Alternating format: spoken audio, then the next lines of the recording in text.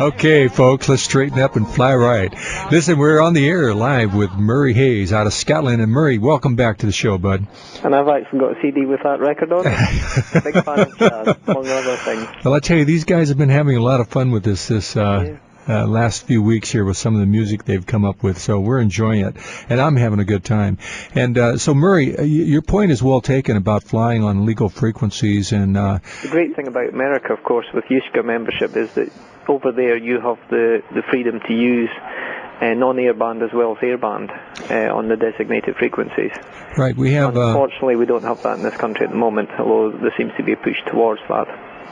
Well, it has come in handy. We use the USCA frequencies because it's a minimal type little test that you have to take, and most of the instructors here in the USA can give that test. It's like a 10 or 15 question test, and you take it, and then you're authorized to work on those frequencies authorized by the USHC. And I think right now we have 5, 6, 7 of them.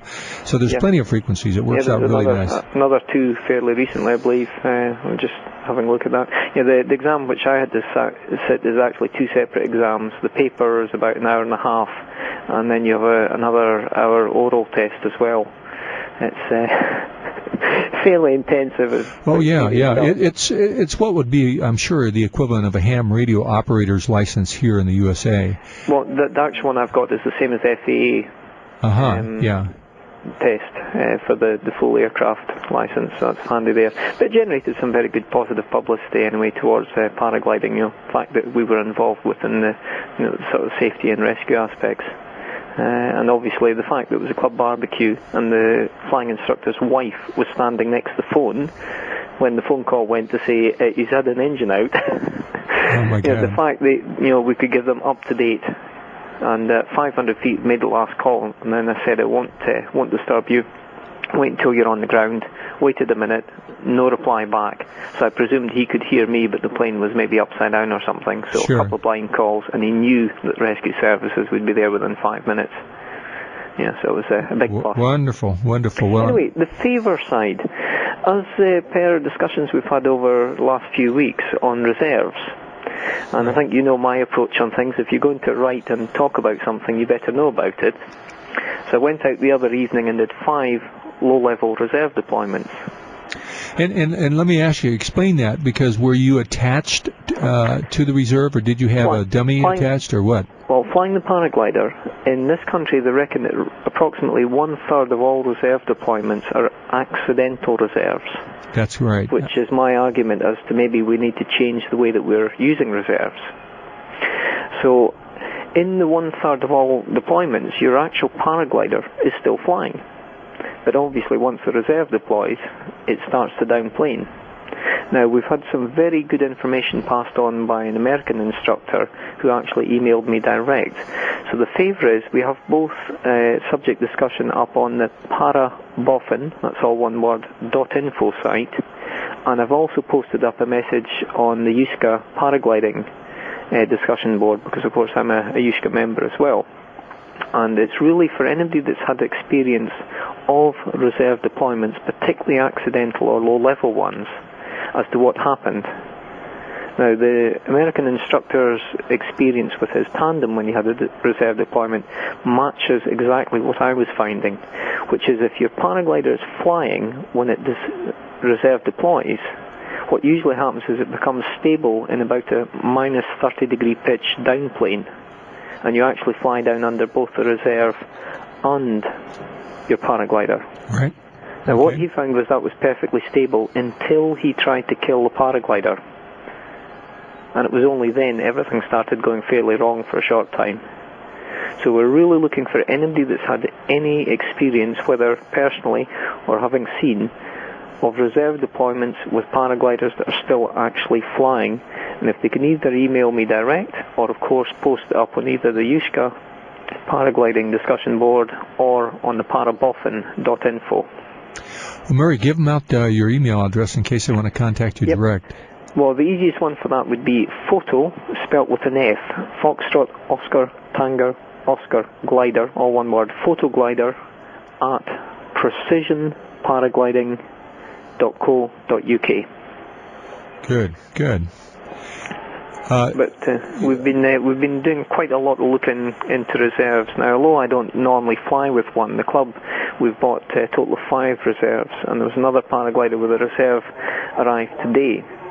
And I just briefly spoke to the lady before phoning in onto the show, because it quite literally arrived a couple of hours ago.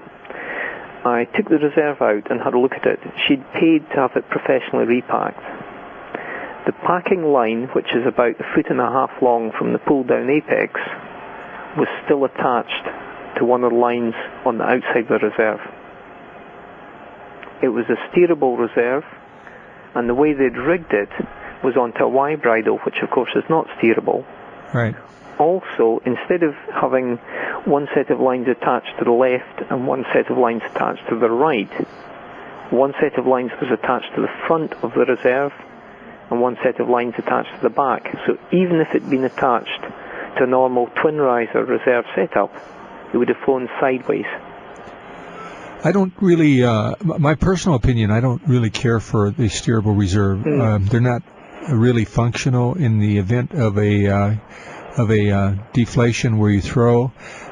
It's impossible to steer your steerable reserve and deflate your canopy, and usually what happens, everything happens so fast, so close to the ground, you don't really have much time to do anything other than I try would tend to agree with that if it's low level. But if it was high level and you're in an area with power lines, etc., there may be an advantage to it. But I think the message to be learned from this, and they've got a very good arrangement in the UK and presumably in the States as well, where they're doing a repack clinic and checking them. And on the first few clinics they did, they found that almost half of all the reserves would have had a minor to major problem in deployment. Now, in the case of this one, this lady had been flying with this reserve both prior to and since the last repack, presuming that it was a working reserve, because she'd paid somebody to pack it. Right. And there was no way it would have worked. There was about 5 major problems in the one reserve.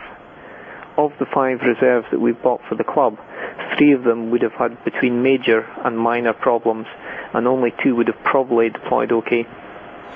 So clearly the thing is, what Gabriel was saying the other week, if you've got a reserve chute, pay the money to get the instructor to repack it, but at the same time, watch, listen, learn, and assist. Well, I'm going to be real curious about any responses that you get with regard to your plea for people calling in or listening. Yeah, well, they can do it totally anonymously. I mean, the more information that we actually get, then the better we can build up a picture. So far I've done 5 deployments, and we're going to start filming them shortly, and hopefully using a variety of different reserves, hopefully over the next month or 2, I'll try and do about 50 or 60 deployments at various heights, and really try and build up a pretty good picture of exactly what's happening, particularly for low-level ones, which seems to be where the big problem is. Well, I hope you'll be filming it, and I'd love to see the results of your study. So, and any assistance your listeners can give, the better. Well, good. Well, be careful. Always be very careful, Murray. Are there any subjects you'd like to have a double talk to, or do you just want to get back to the... No, well, you know, I don't know how much... the next topic that I was kind of going to ease into was team flying. Mm-hmm. And I don't know that you guys necessarily do that much cross-country flying or high-altitude flying where you need to have...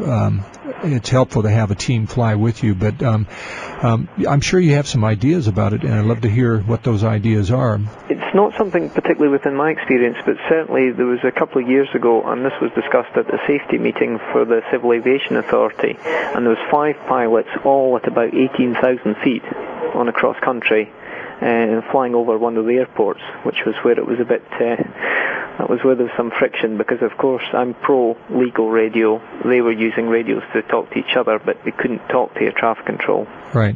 But generally speaking, I think any big cross-country flying, as you mentioned on last week's show, I think it was, buddy flying is definitely the key.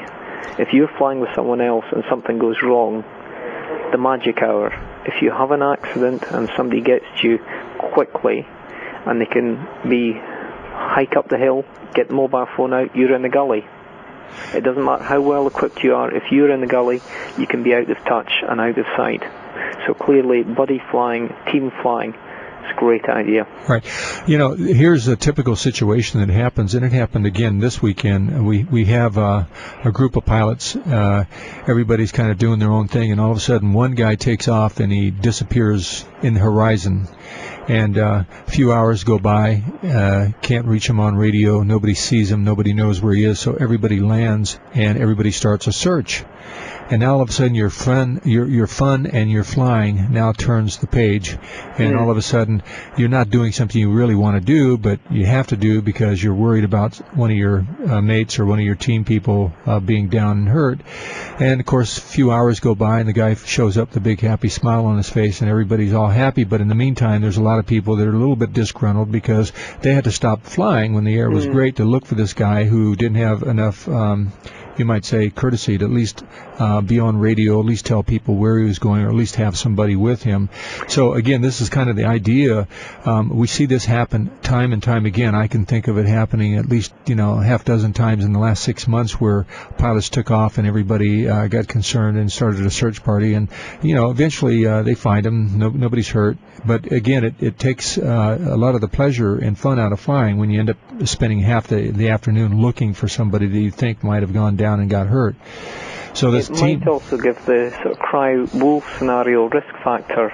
Sort of next time it happens, somebody thinks, oh no, they must be okay, they just haven't bothered calling in, and that actually increases the risks. Well, team flying is really a lot of fun. And it's a great thing to do because in team flying, when you've got 5 or 6 guys out in the air, everybody's talking, particularly if you have radios, about where the lift is, where it isn't. And it just works out so much easier when you're trying to do cross-country fly, to fly with a couple people or buddies, because everybody will fan out and search the sky for the best lift, and when they find it, they let you know, and everybody moves that direction. So it really does work out well. I've used it many times in my flying, my cross-country experience, and again, it allows you to search the sky, especially if you have radios, and also if you have a ground crew can kind of keep an eye on what's going on as well from the ground and from the air.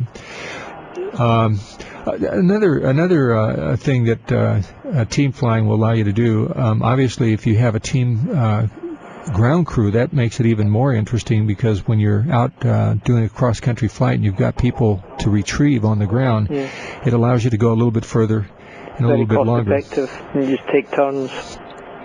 Yeah, exactly. And a lot of the guys come up with their girlfriends or their wives, and they don't particularly care to fly or do tandem flying, but they don't mind driving. It works out great. You can do, when you're team flying and you have just 1 or 2 guys, say like one guy, and you're flying together, when he goes down, generally you're going to land. Yeah. It's only courtesy. If you have a retrieval vehicle and your partner lands and you have contact with him, he's okay.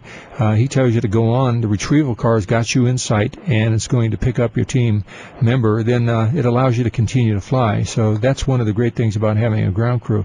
If you land out in the wilderness somewhere and your buddy goes down and there's just 2 of you, then generally you're going to land with them if you want to do the right thing, instead of going ahead and flying the rest of the distance with no ground support and on your own. Even minor things like a sort of fairly controlled and not really dramatic tree landing, having somebody that can land maybe a quarter of a mile away, it takes the pressure off the pilot having to sort of say, well, I've got to get out of here immediately. It's just vast safety benefits. I mean, it really is. There's no doubt that if you can fly with buddies, you're on the winner. Yep. And, one of the other things that I always ask when we go out and we start setting up and getting ready to go in the air, we try to generally have a game plan. In other words, we kind of have a pre-flight goal. In other words, we're gonna try to get up to this elevation, and then once we see that the winds are blowing in this direction, we're going to try to head off to this point, and everybody kind of working towards that one goal. And of course it changes frequently in the air, but that's the advantage of having radios, because once you can start talking, everybody's on the same page, everybody basically has the same goal and the same aspirations. So again, it kind of coincides with what you're saying about flying with radio, and if you can do it legally, that's all the better. Yep. And it gives you a good chance to get nice pictures of your mates, and for them to get nice pictures of you at decent heights. Makes a difference from the old photograph of the boots and the knees. There you go. With the scenery below you. Awesome, man. Well, listen, we got about a minute to go, Murray, so I don't know if I should keep you. I know your phone bill must be high every week. I've actually got to pay it as well. Well, a good pleasure talking to you, man. And again, if you would... We'll get more information on the reserves, because this provisionally is going to be another article once we've got enough information together. Okay, well, give out your site one more time, your email address, so in case people would like to... The site for posting up comments is paraboffin, all one word, all the W's, paraboffin.info, or USCA members can use the discussion board on the USCA paragliding discussion, and it's one of the fairly new ones that's up there. We've had a few emails, but nobody has actually posted any information or comments directly. It doesn't matter if they don't want to post it up, they can just email me, and again, the details are on that. Okay, Murray. So thanks very much, and hopefully speak to you guys next week when Gabriel's back. Okay. It's next week, isn't it? I'm sorry? It is next week, Gabriel's back. Yeah, he'll be back next week, Murray. And hey, thanks again. We appreciate your call from all the way from Scotland, buddy. The only other problem we've had is with the archives. Whereabouts on the site are they? Because maybe there are other people who haven't been able to find them at the moment. You can find them. You just go to our page, and actually right on it says archives. On the show listing? You have to go to aviation first and click under paragliding, and then under the paragliding page you'll see archive. That's great, because I know I had the problem, so maybe anybody else had. Anyway, all the best, everyone. Okay. Bye. This is David with the Paraglider Show. We'll be right back after this brief intermission. All right.